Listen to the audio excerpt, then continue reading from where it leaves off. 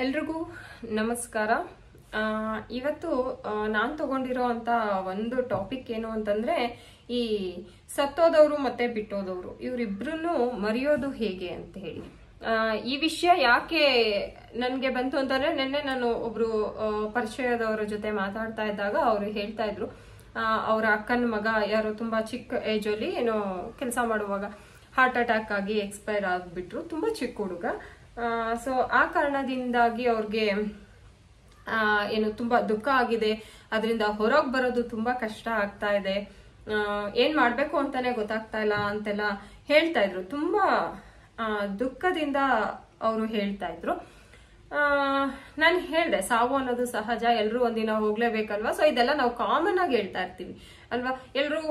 ಎಲ್ರಿಗೂ ಗೊತ್ತು ಎಲ್ರೂ ಸಾಯ್ತೀವಿ ಒಂದಲ್ಲ ಒಂದಿನ ಅಂತ. ಅಂಡ್ ಯಾವುದೇ ಒಬ್ಬ ಮನುಷ್ಯ, ಯಾವುದೇ ಒಂದು ಜೀವಿ ಹುಟ್ಟಿದ ತಕ್ಷಣನೇ ಡಿಸೈಡ್ ಆಗಿರುತ್ತೆ ಅದು ಒಂದಿನ ಸಾಯ್ಲೇಬೇಕು ಅಂತ. ಆದ್ರೂ ನಾವು ಎಷ್ಟೆಲ್ಲ ಹೋರಾಡ್ತೀವಿ, ಹಾರಾಡ್ತೀವಿ, ಏನೆಲ್ಲ ಮಾಡ್ತೀವಿ. ಸೊ ಅದೆಲ್ಲ ಒಂದ್ ಕಡೆ ಇರ್ಲಿ. ಇನ್ನು ಸತ್ತೋದವರು ಮತ್ತೆ ಬಿಟ್ಟೋದವರು ಇವರಿಬ್ಬರ ನೆನಪಿನಿಂದ ಹೊರಗೆ ಬರೋದು ಹೇಗೆ ಅಂತ ನಾವು ನೋಡೋದಾದ್ರೆ ನನ್ನ ಪ್ರಕಾರ ಅಥವಾ ನನ್ನ ಒಪಿನಿಯನ್ ಏನು ಇದ್ರ ಬಗ್ಗೆ ಅಂತಂದ್ರೆ, ಒಂದು ಸತ್ತೋದವರನ್ನ ನಾವು ಮರೆಯಕ್ಕೆ ತುಂಬಾ ಕಷ್ಟ ಪಡ್ಬೇಕು ಅಥವಾ ಪಡ್ತೀವಿ. ಬಟ್ ಬಿಟ್ಟೋದವ್ರನ್ನ ಮರೆಯಕ್ಕೆ ಕಷ್ಟ ಪಡೋದ್ರಲ್ಲಿ ಅರ್ಥನೇ ಇಲ್ಲ ನನ್ನ ಪ್ರಕಾರ. ಖಂಡಿತ ತುಂಬಾ ಜನ ನೋಡಿದ್ದೀನಿ, ಡಿಪ್ರೆಷನ್ಗೆ ಹೋಗ್ತೀವಿ, ಅದಾಗುತ್ತೆ ಇದಾಗುತ್ತೆ, ತುಂಬಾ ಸ್ಟ್ರಗಲ್ ಮಾಡ್ತೀವಿ, ಎಲ್ಲಾ ಮಾಡ್ತೀವಿ. ಅವ್ರು ಅಲ್ಲಿ ಬಿಟ್ಟೋದ್ರು ಇಲ್ಲಿ ಬಿಟ್ಟೋದ್ರು ಅಂತೆಲ್ಲ ಹೇಳ್ತಿರ್ತಾರೆ. ಇದು ಎರಡರಿಂದ ಹೊರಗೆ ಬರಕ್ಕೆ ವೆರಿ ಸಿಂಪಲ್ ಅಥವಾ ನನ್ಗನ್ಸಿದ್ದನ್ನ ನಾನು ಹೇಳ್ತಾ ಇದ್ದೀನಿ.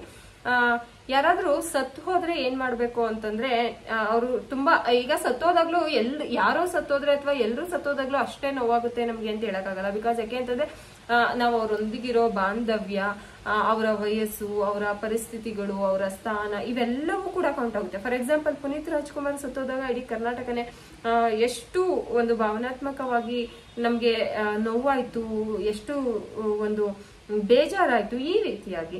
ಅದೇ ಯಾರೋ ತುಂಬಾ ವಯಸ್ಸಾಗಿರೋ ವೃದ್ಧ, ಒಂದು 100 years ಹತ್ತತ್ರ ಇರ್ತಾರೆ, ಅವ್ರು ಸತ್ತೋದ್ರೆ ನಮ್ಗೆ ಅಷ್ಟು ಬೇಜಾರಾಗಲ್ಲ. ಅಂದ್ರೆ ಬೇಜಾರಾಗುತ್ತೆ, ಒಂದ್ ಸಾವೇನೆ, ಆದ್ರೆ ಅಷ್ಟು ಬೇಜಾರಾಗಲ್ಲ. ಯಾಕೆ ನಾನು ಪುನೀತ್ ರಾಜ್ಕುಮಾರ್ ಮತ್ತೆ ಒಬ್ಬ 100 ವರ್ಷದ ಹತ್ತತ್ರ ಇರೋ ಒಂದು ಮುದುಕ ಅಥವಾ ಮುದುಕಿಯ ಉದಾಹರಣೆ ಕೊಡ್ತಾ ಇದ್ದೀನಿ ಅಂತಂದ್ರೆ, ನಮ್ಮ ಮನಸ್ಥಿತಿಗಳು ಹೇಗೆ ಅದನ್ನ ಅಕ್ಸೆಪ್ಟ್ ಮಾಡ್ಕೊಳಕ್ಕೆ ರೆಡಿ ಆಗಿರುತ್ತೆ. ಬಿಕಾಸ್ ಅದ್ ಯಾರೇ ಇರ್ಬೋದು, ಅದ ಅಪ್ಪ ಇರ್ಬೋದು, ಅಮ್ಮ ಇರ್ಬೋದು, ಅಜ್ಜಿ ತಾತ ಯಾರಾದ್ರೂ ಇರ್ಲಿ, ಅವ್ರಿಗೆ ತುಂಬಾ ವಯಸ್ಸಾಗಿ ಇದೆ ಅಂತ ಹೇಳಿದಾಗ ನಮ್ಮ ಮನಸ್ಥಿತಿ ಏನಾಗಿರುತ್ತೆ, ಎಸ್ ಇವ್ರು ಇನ್ನೊಂದ್ ಸ್ವಲ್ಪ ದಿನದಲ್ಲಿ ಸತ್ತೋಗ್ತಾರೆ ಅನ್ನೋದನ್ನ ನಮ್ಮ ಮೈಂಡ್ ಏನ್ ಮಾಡ್ಬಿಟ್ಟಿರುತ್ತೆ, ಎಕ್ಸೆಪ್ಟ್ ಮಾಡ್ಕೊಂಡಿರುತ್ತೆ. ಸೊ ಹಾಗಾಗಿ ಹಾರ್ಟ್ಗೆ ಜಾಸ್ತಿ ಪೇನ್ ಆಗಲ್ಲ ಅಂತ ನನ್ನ ಪ್ರಕಾರ, ನನ್ನ ಅಭಿಪ್ರಾಯ ಅದು. ಸೊ ನನ್ಗೆ ಗೊತ್ತಿಲ್ಲ, ಮತ್ತೆ ಎಲ್ಲರೂ ಸತ್ರೆ ಅವ್ರು ಯಾರು ಸತ್ರು ನೋವಾಗುತ್ತೆ ಹಾಗೆ ಹೀಗೆ ಅಂತ ಹೇಳಿದ್ರೆ that is difference of opinion ಇದ್ದೇ ಇರುತ್ತೆ. ಸೊ ಅದು ಅವ್ರವರಿಗೆ ಬಿಟ್ಟಿದ್ದು, ನಾನು ಅದನ್ನ ಈಗಲೇ ಹೇಳ್ಬಿಡ್ತಾ ಇದ್ದೀನಿ. ಹೀಗೆ ಸೊ ಚಿಕ್ಕ ವಯಸ್ಸಲ್ಲಿ ಅಥವಾ ತುಂಬಾ ಆತ್ಮೀಯರು, ಇನ್ನೂ ಜೀವನದಲ್ಲಿ ತುಂಬಾ ಏನೋ ಮಾಡ್ಬೇಕಿದ್ದಂತಹವರು ಸತ್ತೋದಾಗ ಖಂಡಿತವಾಗಿಯೂ ಎಲ್ರಿಗೂ ತುಂಬಾ ನೋವಾಗುತ್ತೆ. ಅಂತಹ ಸಂದರ್ಭದಲ್ಲಿ ನಾನು ಏನ್ ಹೇಳೋದು ಅಂತಂದ್ರೆ, ಅವರು ಸತ್ತೋದ್ರು ಅಂತಾನೆ ಅನ್ಕೋಬಾರ್ದು. ಯಾಕೆ ಅಂತಂದ್ರೆ ಅವ್ರು ಎಲ್ಲೋ ಇದ್ದಾರೆ, ಏನೋ ಕೆಲ್ಸಕ್ಕೆ ಹೋಗಿದ್ದಾರೆ, ಎಲ್ಲೋ ಇದ್ದಾರೆ ಅಂತ ಹೇಳಿ ಹೇಳಿದ್ರೆ ಈ ಡಿಪ್ರೆಷನ್ಗೆ ಹೋಗೋದು ಅಥವಾ ಆ ನೋವಿಂದ ಅಟ್ಲೀಸ್ಟ್ ನಾವು ಹೊರಗೆ ಬರಕ್ಕೆ ಈಸಿ ಆಗ್ಬೋದು ಅನ್ನೋದು ನನ್ನ ಒಪಿನಿಯನ್. ಇದನ್ನ ನಾವು ಮೈಂಡ್ಗೆ ಟ್ರೈನ್ ಮಾಡ್ಬೇಕು.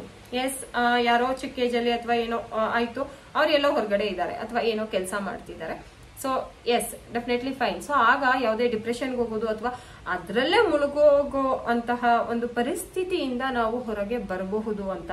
ಇನ್ನೊಂದು, ಇದು ಆಕಸ್ಮಿಕ ಸಾವು ಅನ್ನೋದು. ಸೊ ಅದರಿಂದ ಬರಕ್ಕೆ ಪ್ರಯತ್ನ ಪಡೋದು ಎಲ್ಲ ದಟ್ ಈಸ್ ಫೈನ್.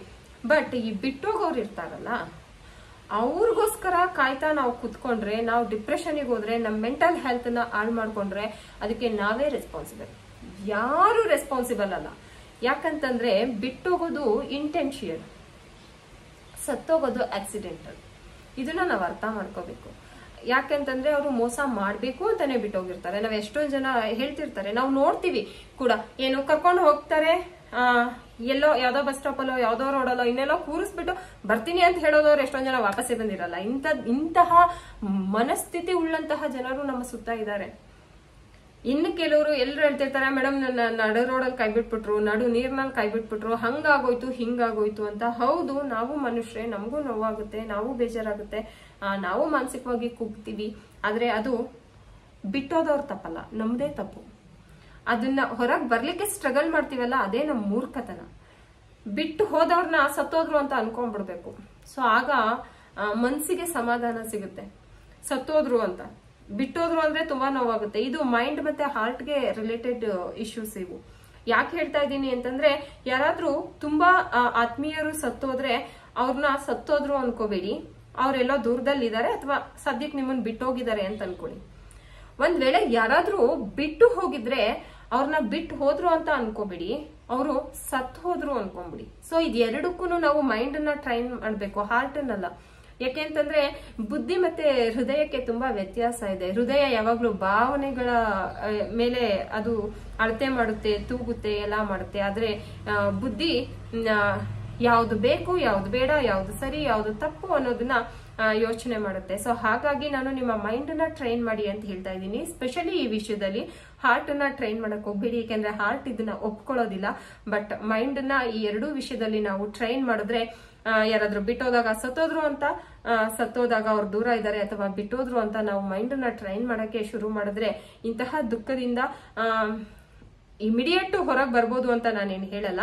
ಸೊ ಆದಷ್ಟು ಹೊರಗೆ ಬರ್ಬೋದು, ಡಿಪ್ರೆಷನ್ ಗೆ ಹೋಗೋದನ್ನ ತಪ್ಪಿಸ್ಬೋದು, ಮಾನಸಿಕವಾಗಿ ನಾವು ಕುಗ್ಗೋದನ್ನ ತಪ್ಪಿಸಬಹುದು. ಹಾಗೆ ಅದೇ ಒಂದು ಕಾರಣಕ್ಕೆ ನಮ್ಮ ಇಡೀ ಜೀವನವನ್ನ ಏನು ವ್ಯರ್ಥ ಮಾಡ್ಕೋತೀವಿ ಅಥವಾ ವೇಸ್ಟ್ ಮಾಡ್ಕೋತೀವಿ, ಏನೋ ಮಾಡಕ್ಕಾಗದೆ ಎಲ್ಲೋ ಒಂದ್ ಕಡೆ ಕೂತ್ಕೊಂಡ್ಬಿಡ್ತೀವಿ, ಅದನ್ನ ತಪ್ಪಿಸ್ಬೋದು. ಅದೆಲ್ಲದ್ರಿಂದ ಹೊರಗೆ ಬರಬಹುದು ಅನ್ನೋದು ನನ್ನ ಅಭಿಪ್ರಾಯ. Thank you so much.